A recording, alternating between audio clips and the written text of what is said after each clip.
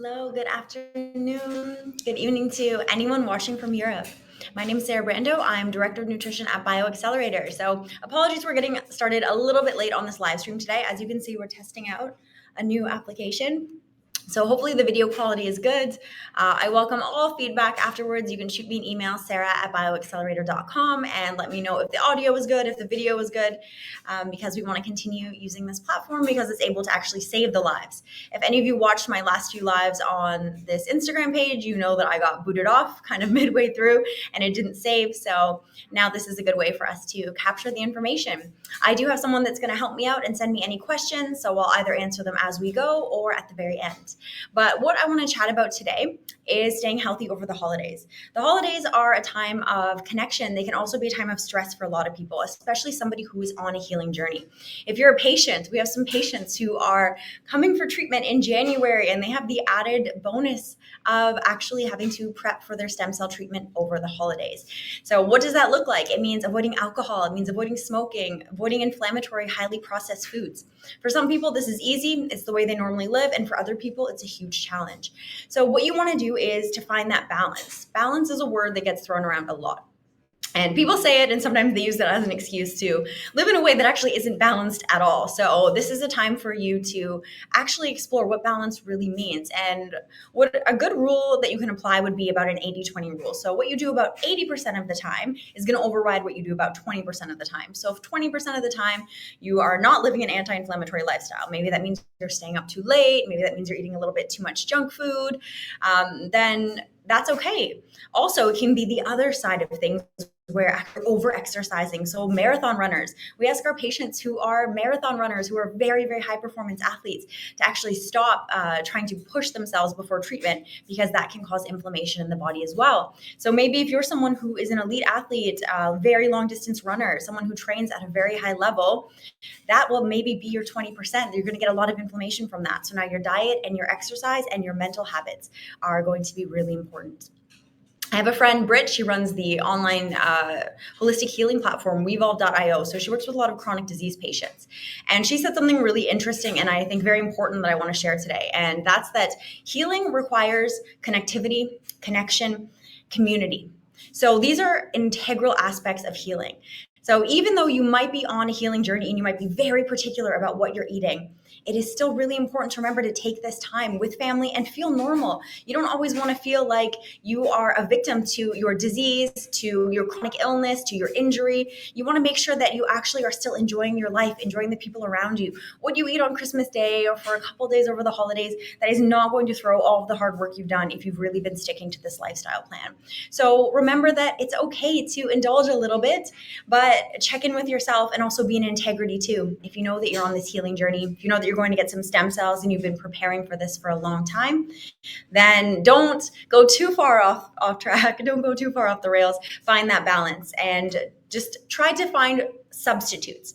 So one thing that you can do is prepare food that is similar to food you like, that maybe would be made a little bit less healthy. So for example, if you want to eat mashed potatoes over the holidays, you could do a purple sweet potato mash. And instead of adding tons of butter, tons of milk, tons of salt, you can add just a little bit of olive oil, a little pinch of sea salt. You can do things a little bit healthier in order to reduce the excess calories or inflammation. But of course, is a little serving of mashed potatoes going to throw off your health? No, of course not. Is one piece of dessert? No. But if you know that your family eats in a way that is really not conducive to the journey that you are on, it's okay to also bring your own food.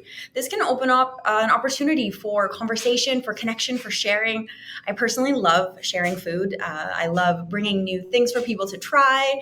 I actually own an organic bakery, so that's a huge part of my love language. Everyone around me, I want them to eat and enjoy delicious things, but that are much better for you than the alternative, than the conventional stuff. So this could be an opportunity to show off your cooking skills and also show people how you're living, how you're eating, and that it doesn't have to be so restrictive. And you might inspire some friends and family to make some really positive changes in their lives too. If not, that's okay as well. The people who love you sometimes may put some pressure on you to indulge in things that you maybe don't want to eat. And so remember that these people love you. These are your friends, your family, your community. if you're lucky to be surrounded with people who are kind of pressuring you to eat like them, maybe just explain to them why you're doing what you're doing. To say, hey, I'm in a lot of pain. I have chronic flare-ups. This is what happens to me if I eat this way for too long. I can't have any alcohol because I've been preparing for this treatment for 3 months, 5 months. And that information, said with love, is really valuable. And also just respect that not everyone, maybe it can be frustrating if you're someone who's a healthy individual to see people around you not treat their bodies very well and not be very healthy. But it's very, very important to lead with love, especially in the holidays. Remember what the most important things are. Remember why you're gathering, and don't focus too much on food. Don't make food the central conversation point and the center of your time together. Find other activities, games, holiday walks, hikes. I'm from Ontario, Canada, so I will be celebrating Christmas there. And there's some of the most beautiful, beautiful winter hiking. There's big waterfalls that can freeze in the winter, beautiful nature trails. So if that's something that's accessible to you, go for a family walk, spend time together, and even just engage in conversation. In the era of connectivity to cell phones, we've lost a lot of connectivity to the people around us, to the people that we love. And sometimes even at gatherings, everyone falls a little bit prey to this, where they're on their phone, half present, half paying attention. So make this an exercise in presence. Be truly present. Eat the foods that are in front of you with intention. Chew slowly. This will help you digest your food better, and enjoy the company and the people around you. So when you are making some food choices, if you eat something that's not so optimal, there's things that you can do to offset that after. So for example, go for a blood sugar walk. This is a good thing to do actually after a meal anyways, but just go for a brisk walk for 10, 15 minutes after dinner. This is going to help with your insulin, and also it'll help you digest the food. Don't go on a power walk, but this can also be a good time for conversation. If you've had some alcohol, let's talk about alcohol. Well, I'll get to alcohol in a little bit, but basically, if you've had some alcohol, make sure that you cut it off by 7 p.m. and that you stay super hydrated as well. When you are with your family, remember that stress is inflammatory. If you're stressing so much about what to eat, what you can't eat, what everyone's going to think of you if you don't participate, that's not worth it, right? And also, you don't want to create these repressions in your mind that you can't have certain things. A balanced lifestyle, one that you can stick to forever, does not make you feel deprived of things. It might make you take moderation into account and really actually limit maybe how much of something you eat. Maybe you become prepared and you have a big green salad or a different health promoting dish first before you have the other foods that you might be tempted to overeat that will leave you in pain and leave you not feeling good. But you want to see yourself as normal. You want to participate in normal eating. You don't want to be worried and stressed, because that causes inflammation. That's something that I tell all the patients, is that if you're going to be so stressed about changing your diet and lifestyle and it's going to give you anxiety, then that is going to impede on your results. So then you're better off just sticking to your normal way of eating and seeing what you can add in. Can you add in some raw dehydrated green powders? So green juices. Can you add in some fresh fruits? Things full of antioxidants like spices, herbs, even turmeric lattes instead of coffee. It's not the same, I know, but swapping out coffee as well for green tea, which has more antioxidants, is less acidic, is better on the microbiome for most people. It doesn't have the same nervous system effects like a matcha green tea. That could be a good swap for the holidays. And yeah, staying very hydrated throughout the day. Making sure that you stick to your exercise routine is very important. If you're a patient, doesn't mean you have to, as I said, you don't want to push it before your treatment. And if you're spending time with friends and family, this isn't the time to be worried about, hitting a new personal best. But it's a good time to just stay on track and see. If you know that maybe your diet isn't going to be what it should be, okay, can your exercise routine be what it should be? Can you try and work on maintaining a good sleep cycle? Because that makes a really big difference as well. Going to bed at the same time every night, getting up at the same time every morning. This is circadian rhythm supporting activity. Your body doesn't know, oh, it's the holidays, it's the weekend, I'm going to stay up late. It doesn't care. It's like, why are you doing this to me? And that is going to affect your hormones, your digestion. You actually have, after a night where you miss most sleep, so let's say you get about, I think the number is under 4 hours of sleep a night, the entire next day, your blood sugar, your insulin control, you're basically walking around in a pre-diabetic state, which is going to affect your cognitive function. It's going to affect your food choices. So on top of that, if you're a little bit sleep deprived, you've been staying up late, you've been drinking alcohol, then the next day it's going to be even harder to make those healthier food choices. So try your best to find that balance and really pick and choose what you can do. Try and at least do some stretching at home. quick walk around the block, a little jog, something to keep your body moving, to keep your digestion going, and also to keep you a little bit sane. If you're someone who's used to moving your body and working out, you know how it feels if you can't do that for a little while, right? You start to feel a bit sluggish. You're definitely not performing optimally. You're not feeling like yourself. So it doesn't have to be a big thing. It doesn't have to be a full 1 hour workout. You don't have to drive to the gym. Kind of the same advice that I give to new moms where that's not accessible to them. It's like, do what you can. You've got baby sleeping. All right, you've got 10 minutes here, you've got 5 minutes here. One of my favorite at-home exercise tools is a rebounder. If you don't know what a rebounder is, it's those little mini trampolines. They were very popular in the 80s, but these are fantastic workout tools because first and foremost, you can just have it in your living room. You can pull it out of a closet and you can just start bouncing whenever you have 5 minutes. And not only is this an amazing low impact cardiovascular workout, if you're worried about impact, you can get the ones with a little handle. But the bouncing as well is amazing for your lymphatic system. It stimulates lymphatic drainage, and stagnant lymph is a precursor to a lot of different diseases. So the more your lymphatic system can get moving, you get a bit of cardio in, you can bounce, and you can squeeze that in 5 minutes here, 5 minutes there, whenever you actually have time. So I'm a big fan of that workout, and there's so many free ones on YouTube. If you just search rebounder workouts, there's kind of been a resurgence and in popularity, and this has become a really trendy workout again. And so if you've never tried it, it's really fun. It's more fun than it looks, and it can be harder than it looks as well. If you think it looks really easy to just bounce around, just go for one of the advanced workouts, and you'll see after like 30, 45 minutes, it's really exhausting, but in a good way. So anything you can do to just move your body, continue to be a little bit active is going to make a really big difference. So alcohol. Let's talk about alcohol now. So alcohol, as you know, is a toxin. It's also a diuretic. So when your body is trying to flush this toxin, what happens? You're going to pee more than usual. You're going to sweat more than usual. These are normal reactions to the fact that you consume poison. This is your body being hyper intelligent and doing exactly what it's supposed to do.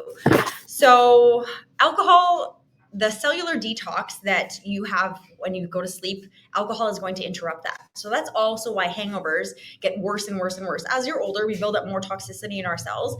And so it's harder to actually detox this. The worse your toxic load is, the more burden you have in your system. So this is where the other things I mentioned are really beneficial, like the green powders, moving your body, regularly detoxing, regularly drinking green juice. And by detoxing, I don't mean buying a bunch of teas and things like that. I mean getting in a sauna. It's actually one of the most powerful and potent detoxes that is very evidence-based. There isn't any pill, there's definitely no tea that can come close to a sauna.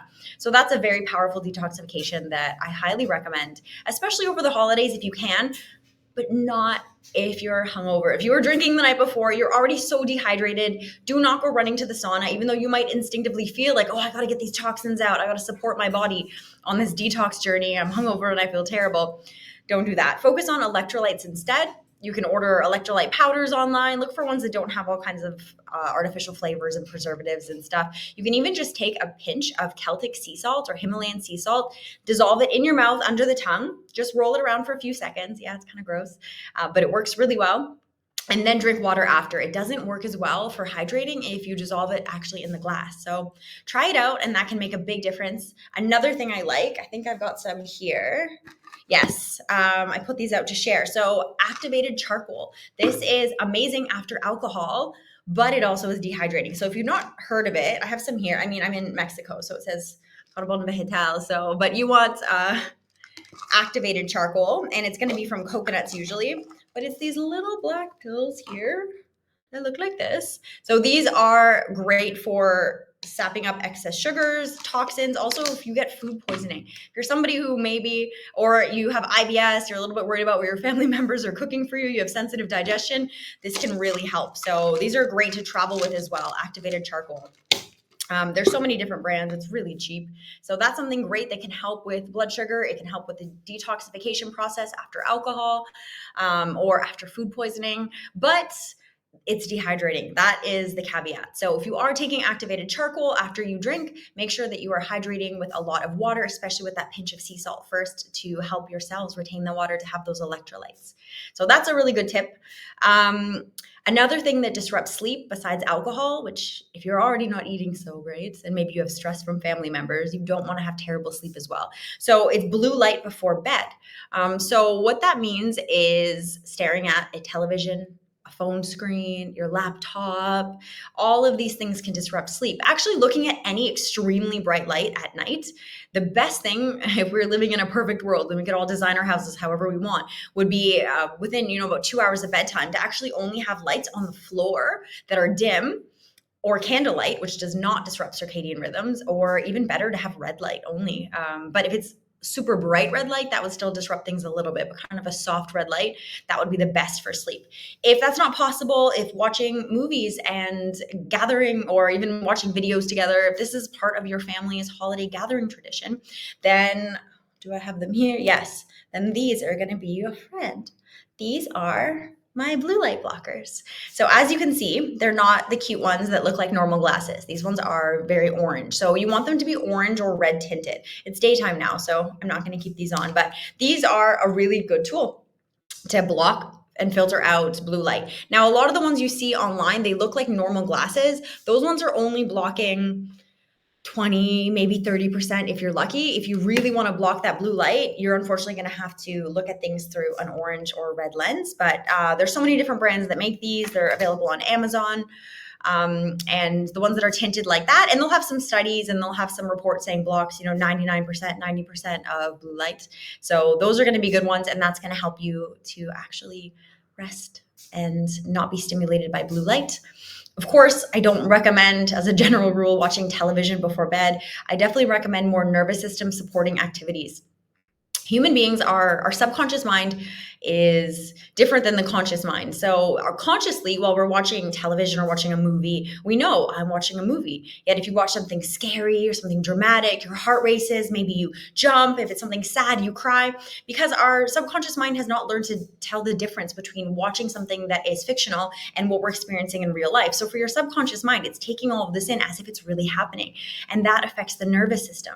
Also, the neural activity while you're watching TV is the equivalent of staring at a brick wall. So you're also kind of primed to be spoon-fed whatever it is that you're seeing on the screen, which I could do a whole other Instagram live on that. It's really, really interesting, actually, the effect of blue light through your eyes and the pineal gland, and how it can affect your thought patterns and actually make you a little bit of a sponge. So we want to be in these alpha brainwaves intentionally. So for example, when we're meditating, when we're doing breath work, we can create these states ourselves, and then they're very beneficial. But to be launched into that state and just be staring at a screen, you're being spoon-fed whatever is in the television show, the commercial, the movie. So definitely I recommend kind of being vigilant when you're watching things, and also just not using that as a good way to wind down before bed. Other things like stretching, doing a little bit of a journal practice, and you don't have to even think about it too much. Journaling is evidence-based. So what I mean by that is they've actually done research and shown that it actually can help calm the nervous system. It's beneficial for anxiety. It's beneficial for rumination, which is just overthinking. So at the end of the day, just get out a piece of paper and you can write whatever. It doesn't have to be coherent. No one's going to read it. Just write out your thoughts, your stresses, and this is an amazing way to end the day and to wind down. Spend time with a loved one, cuddle, take a bubble bath, a warm shower. At night, it's great to take something warm, whether it's a bath or a shower, because that will actually lower your core body temperature and help cool you down to sleep. If you're somebody who is a rough sleeper, you're a little bit more prone to insomnia, tossing and turning. The typical instruction to not eat before bed, not eat within 3 hours of bedtime, not eat starchy carbs in the evening doesn't apply to you.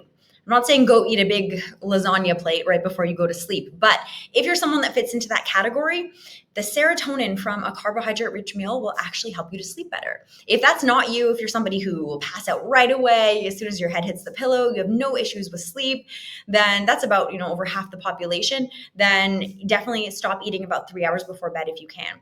But if you're someone who's not a good sleeper, then hey, it's okay. You don't want to skip dinner. You can have a big meal in the evening with those starchy carbohydrates, and that's going to give you a serotonin boost and help you sleep better. Not only over the holidays, that's a good recommendation just for your general health and wellness practices, something to try out.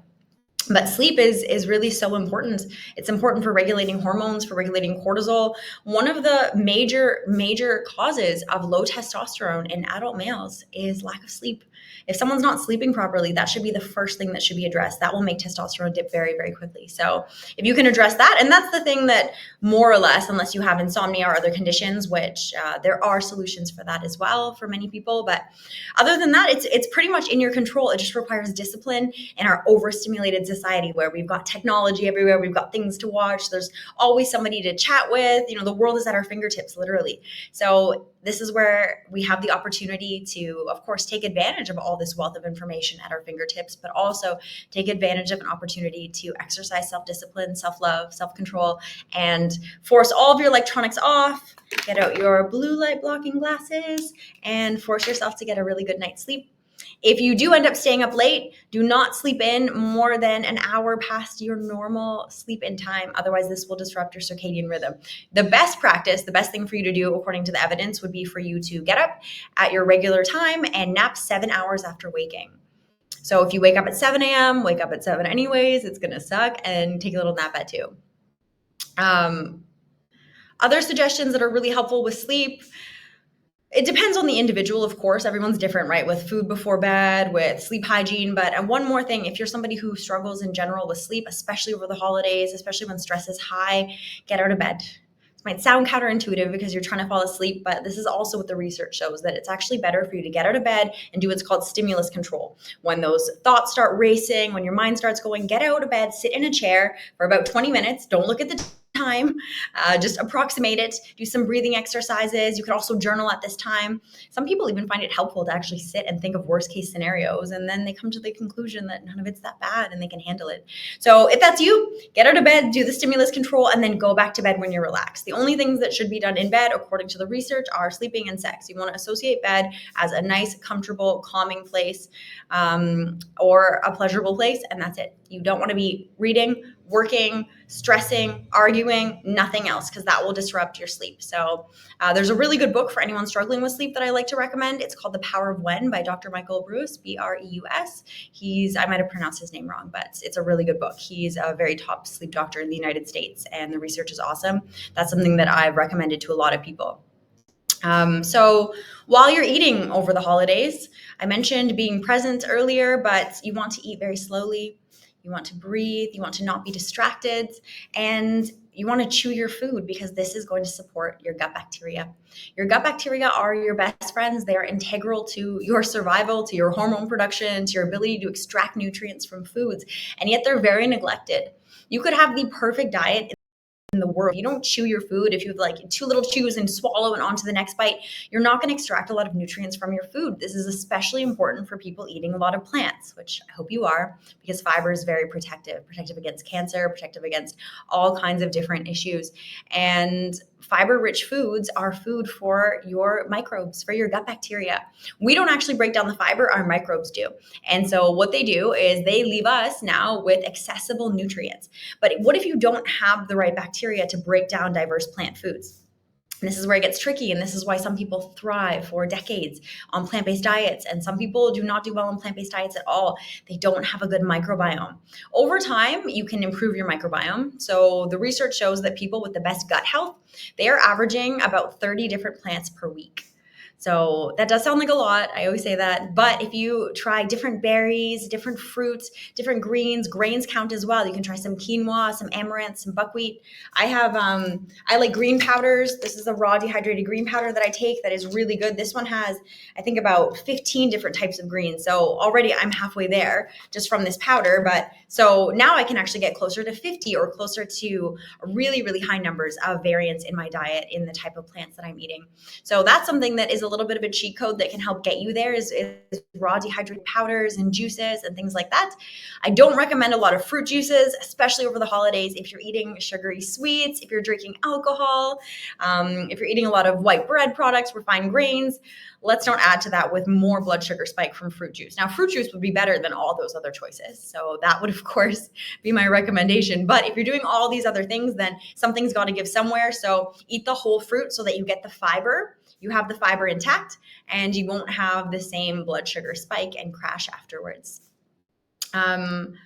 So, what other things did I want to chat about? Oh, adding vitamins and minerals. So, this is going to help to support your body while maybe you're having less optimal sleep or dietary choices. So, that can look like something as simple as squeezing a lemon into your water. You can have one lemon per day in throughout the day in a few different bottles of water, a few different glasses of water.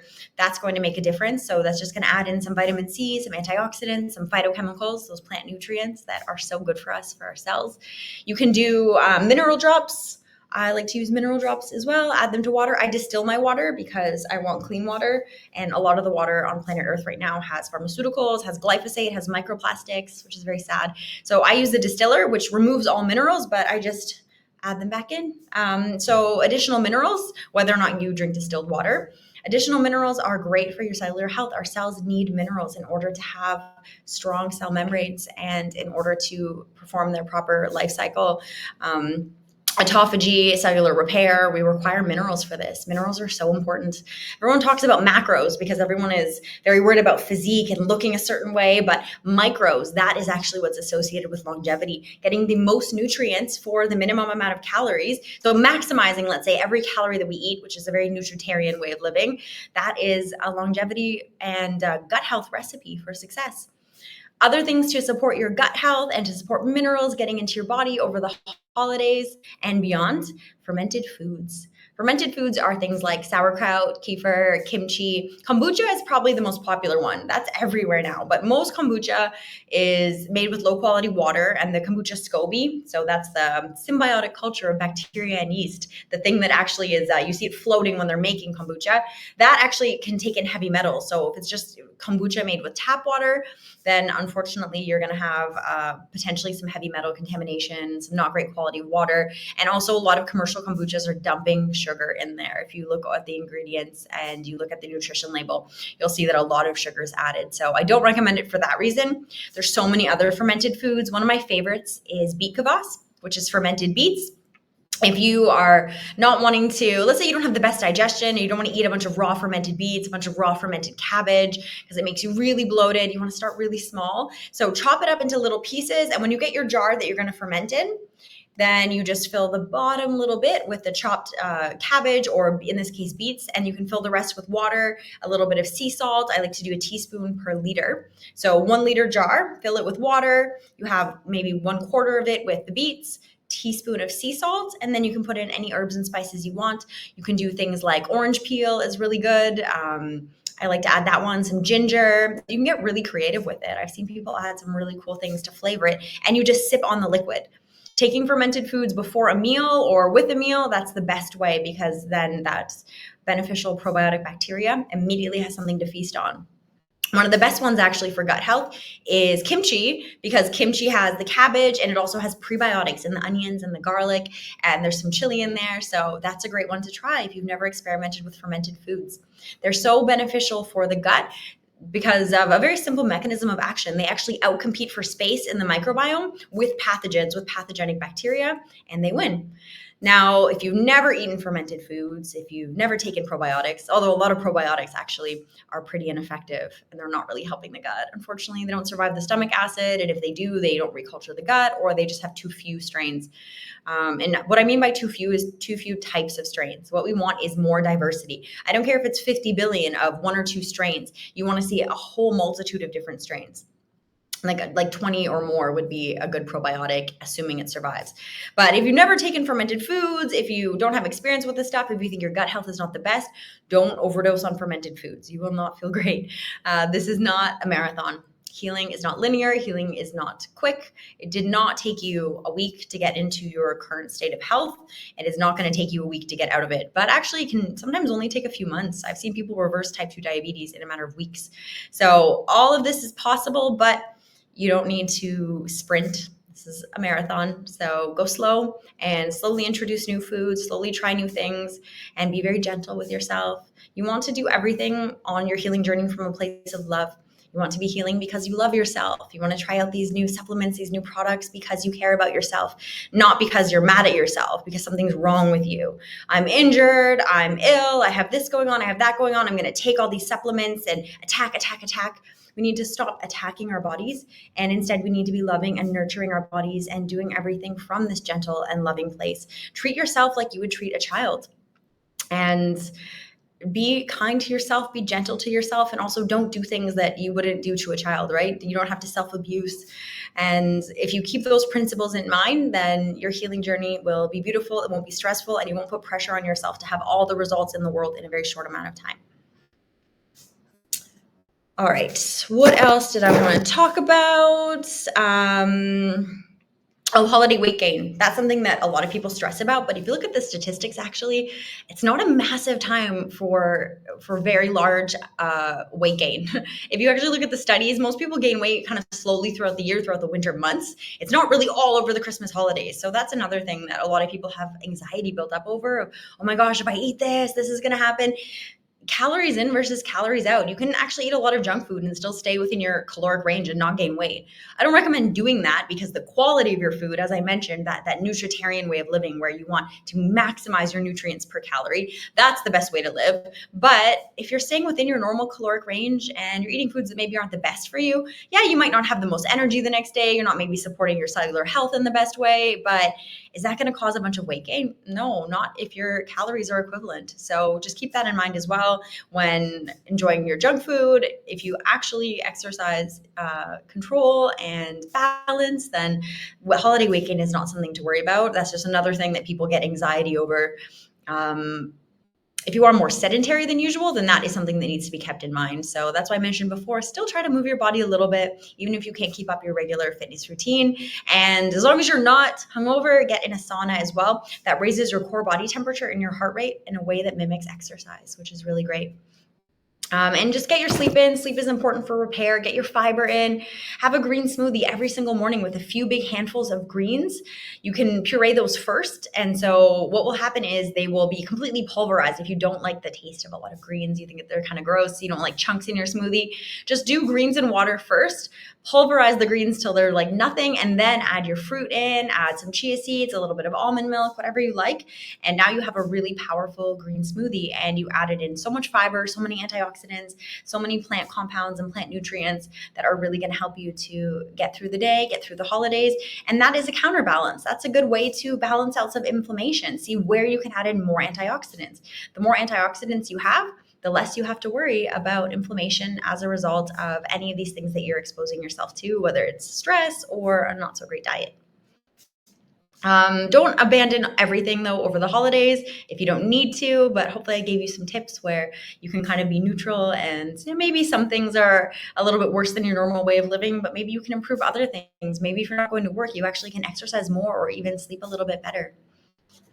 This is also a really good time to volunteer and to donate. If you have the option within your community, that could be an amazing thing to do by yourself or with friends or family, with loved ones.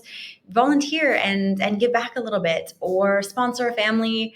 That was a tradition that I was really grateful for as a child growing up. My family did that every year. We would always go Christmas shopping for a family, and we would get the gifts and food and all kinds of things. And it was a huge highlight of my childhood. And it's something that I remember to this day. And every Christmas, it's really cemented that, over the holidays, it's a time to reflect, it's a time to be grateful, and it's a time to give back. So that's something that is more important to focus on, the time with people that you love, gratitude for whatever you have, wherever you are in your health journey. There's a solution. At BioXcellerator, we're here to support you. I personally am here to support you. I studied nutrition, and I'm a nutrition scientist and researcher right now, but at the same time, I'm also very into the world of holistic health and healing. And so with these lives, I'm trying to blend those things to give people the best of both worlds, to create a health solution and a lifestyle that can actually stick. So focus on what's important. Remember that you're on your healing journey. Things will get better. This is the time to give back, to have time with loved ones, to be grateful for whatever it is you have, and to enjoy yourself. So those are the most important things that I wanted to chat about today. Enjoy your time over the holidays. If you're a patient, don't forget to book your consultation with me. I get to meet all of you and we get to come up with the best strategies for success for you to get the most out of your treatment. If you're not a patient and you're interested in stem cells, just send our Instagram account a DM and we'll be able to help you out. So thank you so much, everyone. Happy holidays, and I will see you next week with a different topic.